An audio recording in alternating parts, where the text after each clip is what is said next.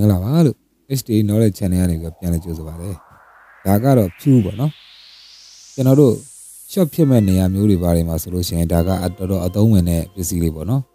A deep Punea, General Ga, who testing load there, Santa de Logo, General Okonima, deep Pew don't have a Damo Breaker don't have a solution. Shop solution, the Breaker jam. I do. He have Pew at the Adomine, no? I'm a Kana Pew lay a me, Kana Breaker, Yantania Medra, Semapiro, the Pew, Madoma. I do. Alomle, Dagaro, Sanabo, power supply, a hound liver, no? Okay, long a hound liver. And deep Jessie never, no? The cook look Yajamare. Alone video song, Jibiba, Tamale, teach us on Nalemo, no? Okay, Dalego General Penny Bobby. They are secondly to Dimale, Pew Pare. Not deep you are let that shop chat obvious solution, deep you, Yadome, Pian Layam, oh, General testing load any ama, Pisidia, the two shop ship your lad, Pisidi, Damuri Jaro, General Breaker, the Canada Dame, Taya Breaker, Jado, the solution, the door, no, Malu, no, a change jam. I do, General the capacity in Halon Shivare, the AC, Wemba Matone capacity and Loma. Tagaro, oh. I'm a man, don't they? I got all capacity. You have the mule, no? You have the mule and put the mule. I made General Loro, the General Mashi, our supply near capacity and alone, General don't be over. The child of the Chachi, the capacity and alone, General Choliva.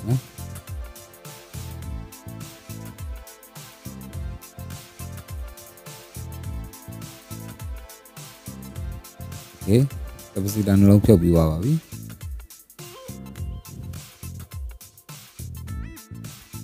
Tiro, di capacity dan long ke UFD the check jile ba. Kamali ba no? Kamali ane one ile ba. Tua ne yang aze bu. Liya kona se UF. Oh, memang tahun deh naga caro, caro. Ne yang se UF. Layer has a book. Don't you put a simple body? A deep capacity in Halongo, no chimono. A no napago, General, or more pound beam up the dead, a no nakugo, and a chance I Talibame.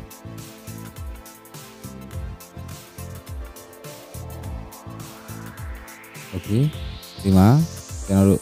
you cut down only never, no? General Pound Believer,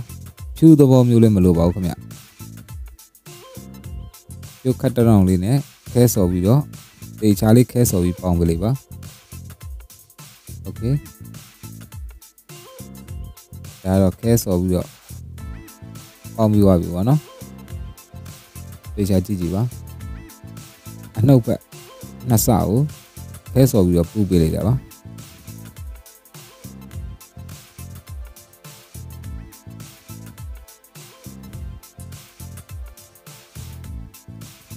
Okay, the Dali Pido solution, no? Now type just later to no? Tagaro, thank you, resist Dali Tonoma. He resist that Tono, General Tugo, who blame up your body? Videoli, Shima Solo, General, Amiani. Yep, that have it. Okay, the Pubi Dobby solution, the Vesa Puta and Alego, General. The Pobio connection gone, case of Billy. Okay, case of Dobby solution, no? That General Guna, you look at it. Capacity darling alone, to go, that's a map, body. Capacity darling alone, the Chilia. No, Kugo, General. Connection, Pound with Obisro, Ivama, upon Nasa, Jamaro. Dina Sama, General Resisa Lego, Obadaza, Divadaza, case of your Pound beam of your body.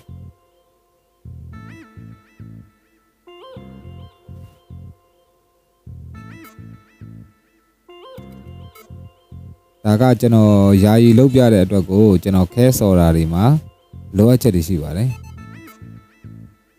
တေချာကိုယ်တိုင်လုပ်မယ်ဟေးဆိုလို့ရှိရင်တော့ဒါခဲစော်တဲ့နေရာတွေမှာရောတေချာတိတိကျကျပါနော်ခဲကိုမြဲမြံစွာစော်ပေးပါလို့ဟုတ်ကဲ့အခုနပုတ်ခုံလေးဒါပုတ်ခုံလေးတစ်ခုပါနော်ဒါ testing လုပ်မဲ့ပုတ်ခုံလေးပါအဲဆိုဒီပုတ်ခုံလေးမှာကျွန်တော်ကအတွင်းထဲမှာပြုပြင်ထားခြင်းမရှိဘူးဆိုတာလေးကိုပြသပေးပါဦးနော်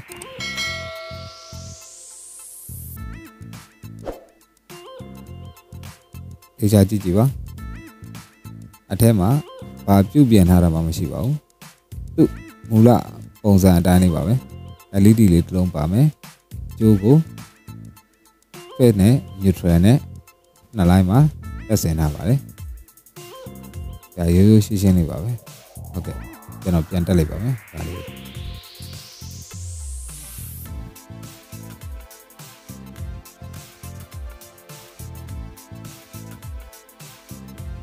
ဗီဒီယိုလေးရှယ်သွားမှာဆိုလို့ကျွန်တော်ရစ်တဲ့နေရာလေးတွေကိုအမြန်လေးနဲ့ပြပေးသွားပါမယ်မရှင်းတာရှိလို့ရှိရင်လည်း comment မှာမေးနိုင်ပါတယ်ခင်ဗျโอเคအဲ့တော့အခုနကျွန်တော်တို့တိတ်ပတ်ထားတဲ့နေရာဒါကကျွန်တော်ပလက်ကောင်းလေးနဲ့ဆက်ထားပါဗောနော်ဒါယာယီအသုံးပြုလို့ရအောင်ဗောနော်ဒီဖြင့်ပစ္စည်းတွေအသုံးပြုလို့ရအောင်လို့ကျွန်တော်လုပ်ထားတာပါโอเคဒါလေးကိုမီးပလက်ထိုးကြည့်လိုက်ပါမယ်โอเคမီးသီးလေးလင်းနေပါပြီ LED မီးသီးလေးလင်းလာပါပြီဒါဆိုလို့ရှိရင်တော့ဒီပုတ်ခုံအလုပ်လုပ်တော့ဗောနော်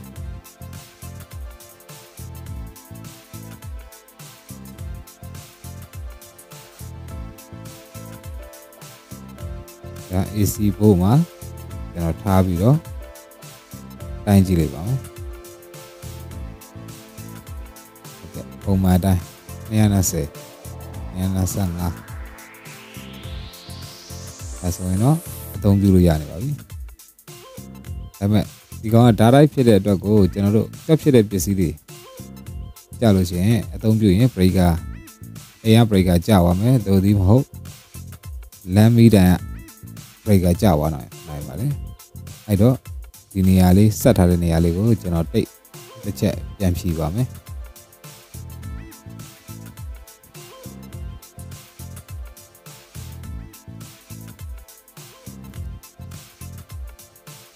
အောက်ကကျိုးလေးကနည်းနည်းရှည်နေတော့ကျွန်တော်ခွေထားတာကိုတန်နေရမှာဖြစ်ပါနဲ့လို့အဲဆိုကျွန်တော်မှစမ်းသက်ပြဖို့ဒီပစ္စည်းလေးကဒါအကောင်းဆုံးလို့ပေါ့နော်မျက်စိရှင်းမယ်ထင်လို့ကျွန်တော်ဒါလေးနဲ့စမ်းသက်ပြတာပါလို့โอเคဒီမှာနှစ်ဆမှာကျွန်တော်တို့ဒီဘက်ကမြူထွယ်စကိုတိတ်ပတ်လိုက်ပါမယ်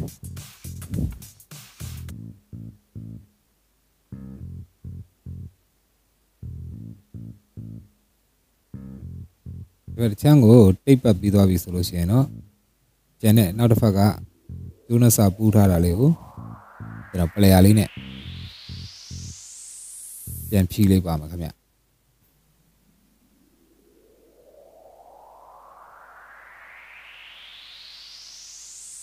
ဟုတ်ကဲ့အစနှစ်ဆထွက်လာပြီပေါ့နော်โอเคဒီရှင်းပါတယ်နော်အဲ့အစနှစ်ဆမှာကျွန်တော်တို့အခုန resistor လေးမှာဟောဘက်ဒီဘက်ငုတ်ကလေးတွေထုတ်ထားတယ်အဲ့ဒီငုတ်ကလေးတွေနဲ့တစ်ဖက်တစ်စစီကို connection join လိုက်ပါမယ်ဒါကျွန်တော်ယာယီ join တာဖြစ်တဲ့အတွက်ကိုလက်ကလေးနဲ့ပဲဒါလိမ်ပြီးတော့ပြပေးတာပေါ့နော်အမှန်ဆိုလို့ရှိရင်တော့ဒီနေရာမှာလည်းကျိုးကိုခဲနဲ့မြဲမြံသွားဆက်ပေးတာကပို့ပြီးတော့ကောင်းပါတယ်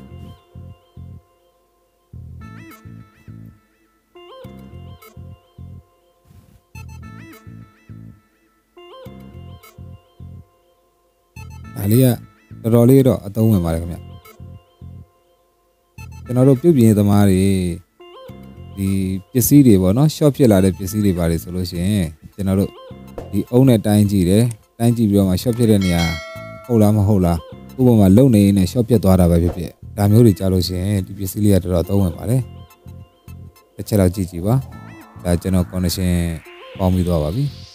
ဟုတ်ကဲ့ဒီ plug ကတော့ဒါ normally plug ပေါ့နော်normal plug ပါတစ်ဖက်မှာ plug တစ်ခုထိုးထားပါတယ် ကြံတစ်ဖက်ကကြတော့အခုကျွန်တော်ပြန်လဲမောမှန်ထားတဲ့ပုတ်ခုံလေးရဲ့ပလက်ကလေးကိုကျွန်တော်ထိုးလိုက်ပါမယ်ခင်ဗျ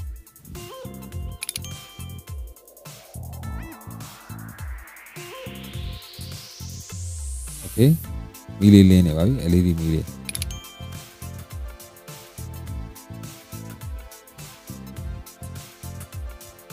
တေချာလေးကြည့်ပေးပါနော်ဒါဆိုလို့ရှိရင်တော့ဒီပုတ်ခုံကကျွန်တော်အသုံးပြုလို့ရပါပြီဒါမီတာတစ်ချက်လောက်ပြန်တိုင်းကြည့်ပါမယ်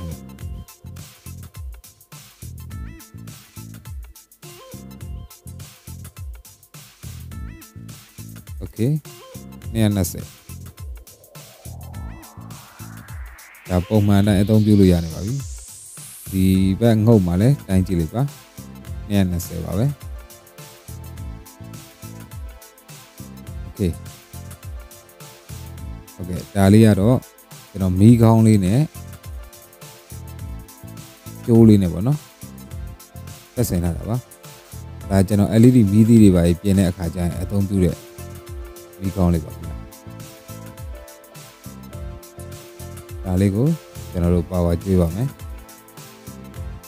မီးသီးကတော့ဒါမီးသီးလက်ထိမီးလင်းပေါ့နော်မီးသီးတစ်လုံးပါဒါပေမဲ့ AC လဲအလုပ်လုပ်တဲ့အတွက်ကိုဒီမီးသီးလေးနဲ့ကျွန်တော်စမ်းပြပေးပါမယ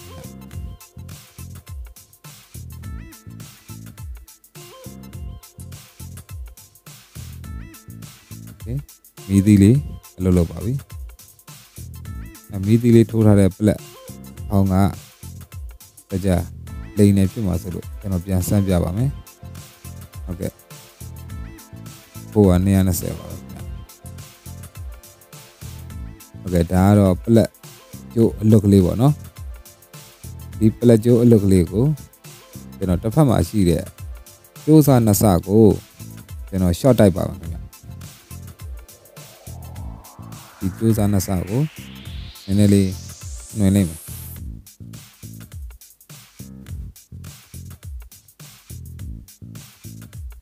โอเคနှွှင်ပြီးသွားရင်ဒီကျိုးစားနှစ်စကိုပူပါမယ်ဒါဆိုလို့ရှိရင်တော့ဒီပလက်ကဒါ short ဖြစ်နေတဲ့ပလက်ပေါ့နော်ဟုတ်ကဲ့မသေးကြမှာဆိုလို့ကျွန်တော်ခဲပါတို့လိုက်ပါမယ်ခင်ဗျ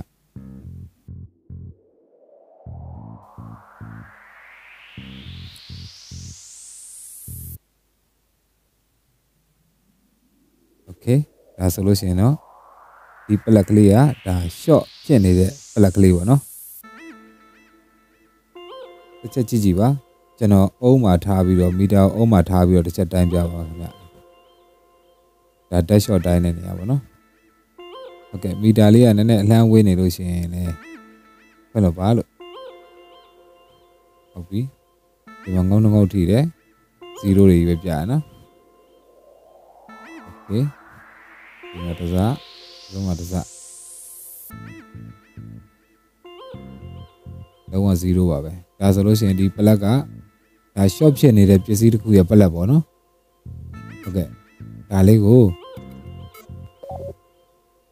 စကရင်ကနည်းနည်းမိန်တဲ့အတွက်ကိုကျွန်တော်ခွေထားပေးပါမယ်ခင်ဗျဒါမှကြည့်ရတာရှင်းအောင်လို့ပါဒါခွေလိုက်တာပါခင်ဗျအကျိုးစားထိတ်ကလေးလည်းပူထားရပါပဲခင်ဗျโอเคဒါလေးကိုတစ်ချက်စမ်းပါမယ်အတန်လေးကိုတစ်ချက်လောက်နားထောင်ကြည့်ပြီးပဲည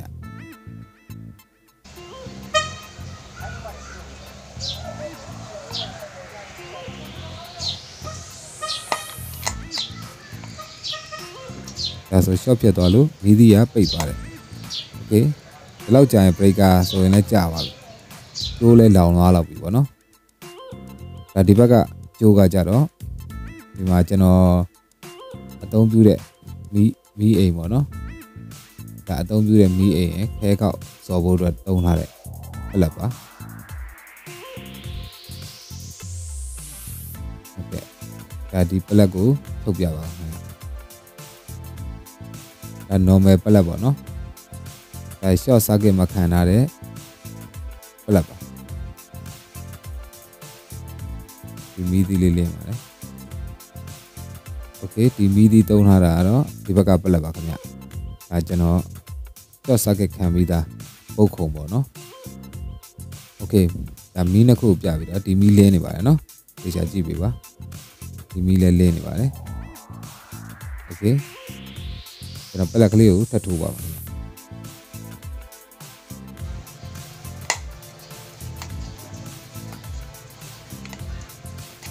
ဒီဘက်ကမီးကလုံးဝမပိတ်သွားဘူးဟိုဘက်မီးပဲကျွန်တော်တို့ပိတ်သွားတယ်နော်အတန်လေးကိုတစ်ချက်ကြည့်ပါ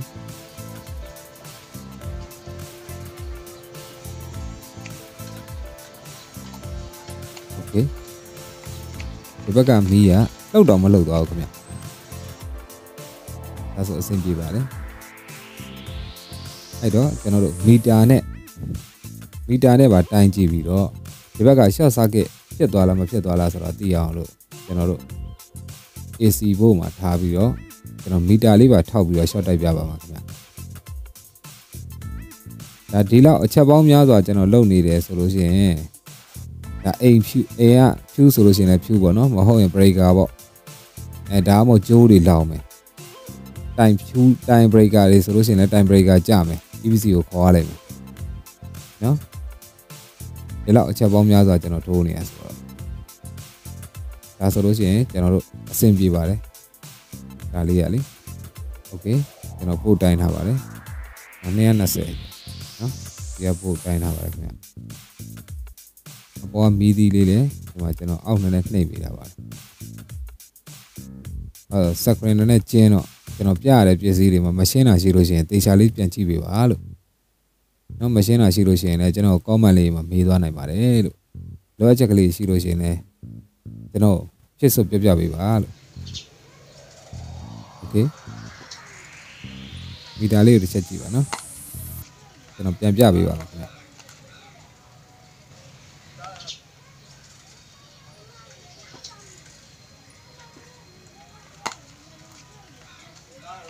လုံးဝ short ဖြစ်သွားတာပါဒါလုံးဝ short circuit ပါခင်ဗျ